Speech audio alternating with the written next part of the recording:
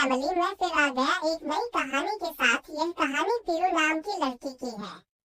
एक समय पहले की बात है। पहाड़ियों के बीच बसे कुल्लू कुंड नाम के गांव में पीरू नाम की लड़की रहती थी। पीरू का परिवार बहुत गरीब था, लेकिन वह प्यार और दयालुता के धनी थे। पीरू के माता पिता दूसरों के खेतों में काम करने जाते थे और उन्हीं से उनका घर का गुजारा हो जाता था।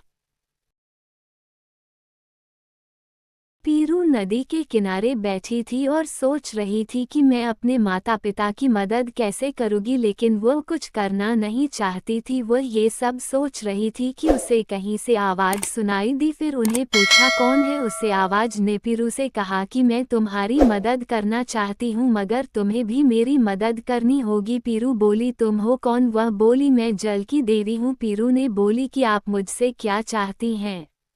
ये सारे गुब्बारे बेच आओ, फिर मैं तुम्हारी मदद करूंगी।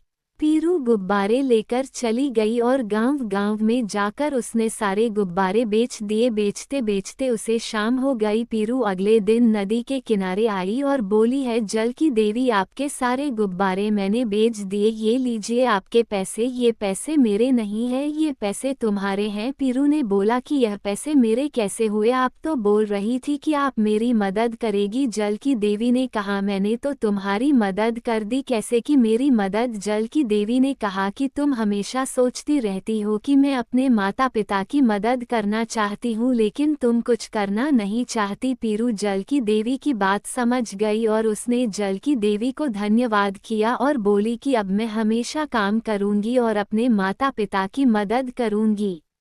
अगर आपको कहानी अच्छी लगी हो तो स्टोरी किड्स 04 को लाइक करें और सब्सक्राइब करें।